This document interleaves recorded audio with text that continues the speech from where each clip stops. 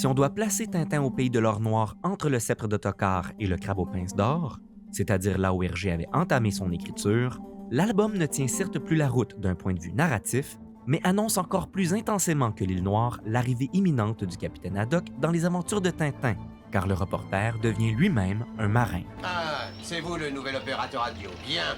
Prenez votre couchage et intégrez vos quartiers. À vos ordres, capitaine. De plus, alors qu'on vient tout juste de voir le reporter devenir adulte, on le voit aussitôt tenter de devenir un père pour le jeune Abdallah qui a été enlevé à l'émir, dans une intrigue qui n'est pas sans rappeler la réunification du Maharaja avec son fils dans Les Cigares du Pharaon, et celle de Monsieur et Madame Wang avec Didi dans Le Lotus Bleu. À Mohamed Ben Kali Shezab, si tu tiens à revoir ton fils vivant, chasse la spidole de ton territoire et c'est signé Babelher, le chien galeux. Oh! Mais si on place Tintin au pays de l'or noir après le Temple du Soleil, c'est-à-dire là où son écriture fut achevée, on met en évidence la prochaine étape du parcours initiatique de Tintin. Half the German army's on our tail, and you want me to go to Berlin? Into the lion's den? En effet, vous aurez remarqué dans mon exploration des aventures de Tintin en tant que parcours initiatique que le reporter n'a pas avancé depuis l'introduction de ses alliés. Unfortunate that you rushed to face him.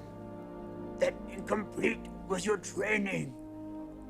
That not ready for the burden were you.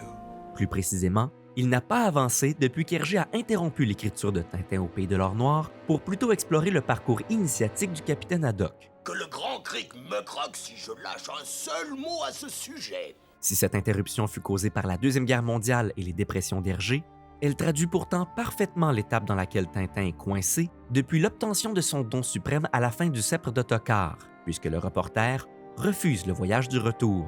The architect told me that if I didn't return to the source, Zion would be destroyed by midnight tonight. Go home. I can't do it, Ben. You cannot escape your destiny. You must face Darth Vader again. Le refus du retour miroite le refus de l'appel dans le sens où maintenant, le héros ne refuse plus de partir à l'aventure, mais de la quitter. Your mom misses Phoenix too much. Tell them the truth. And I can't leave.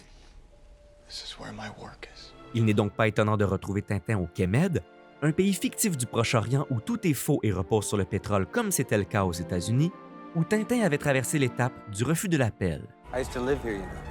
You're gonna die here, you know. Convenient. Au début du récit, Tintin repousse sa famille, ce qu'Hergé était bien obligé de faire puisqu'il avait entamé cette aventure alors que cette famille n'existait pas. You can't help me anymore. You don't mean that.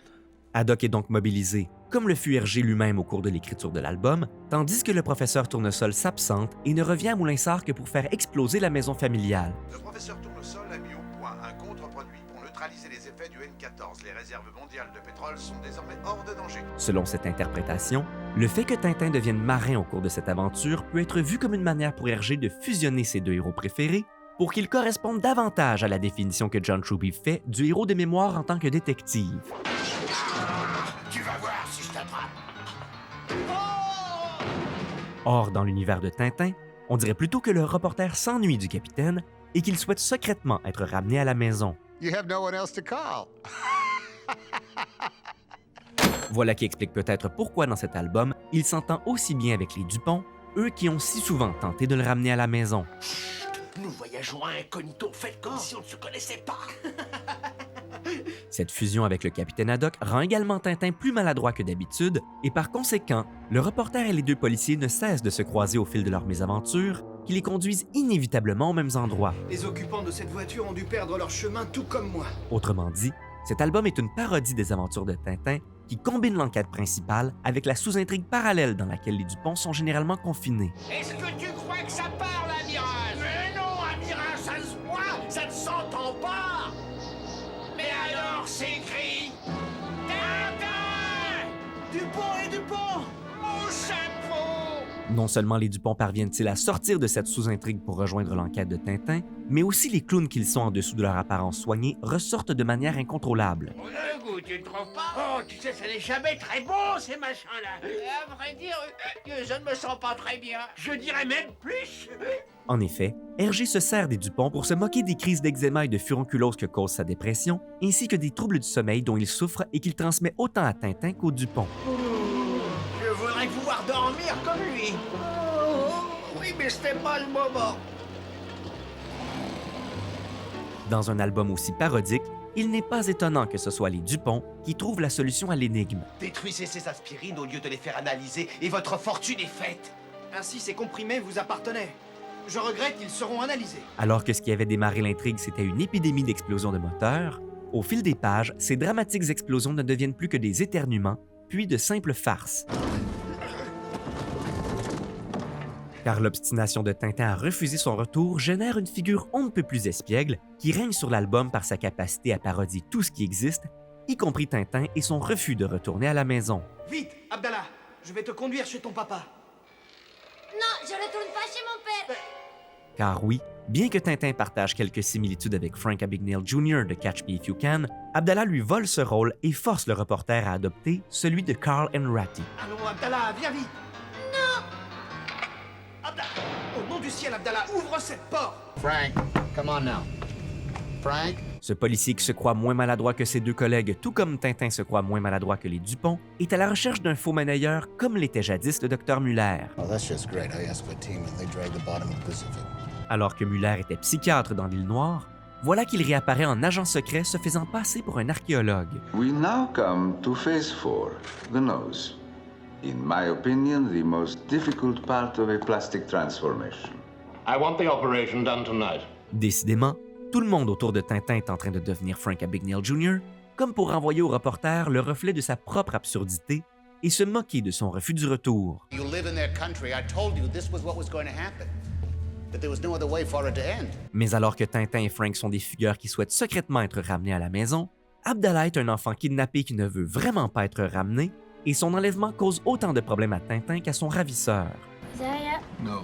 Isaiah. No. Isaiah. No. Isaiah. No. Isaiah. No.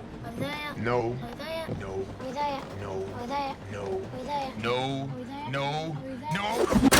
Si dans l'album précédent, Tintin avait découvert au contact de Zorino qu'il pouvait à son tour devenir une figure paternelle protectrice, il découvre assez rapidement au contact d'Abdallah qu'il est aussi capable de se transformer en figure paternelle punitive. Mrs. Pericalis, I have decided it would please me to return you to President Roosevelt because you're a lot of trouble. Perhaps he will know what to do with you. It is not my fate to find out. Comme quoi, Tintin se fait vieux, il est fatigué, et il est grand temps pour lui d'accepter son retour. Everything that has a beginning has an end. La première fois que Tintin avait affronté Muller, il s'était retrouvé dans le donjon d'un château hanté par une figure paternelle, annonçant l'arrivée du capitaine Haddock. How do you know I'll come back? Look. Frank, nobody's chasing you. Dans Tintin au pays de l'or noir, lorsque le reporter descend dans le bunker sous le château de Muller, c'est le capitaine Haddock lui-même qui le retrouve avec joie, d'autant plus que son apparition reste inexpliquée. Mais vous, comment êtes-vous ici, capitaine? Eh bien voilà, je vais vous expliquer. Figurez-vous que... Hey, Frank. You know what I could never figure out? How did you cheat on the bar exam in Louisiana? Comment je suis ici? Eh bien, c'est à la fois très simple. La Jeep des Dupont. How did you do it, Frank? How did you cheat on the bar exam in Louisiana? Mais, capitaine, nous ne savons toujours pas comment vous êtes intervenu dans cette affaire. Eh bien voilà, c'est à la fois très simple et très compliqué.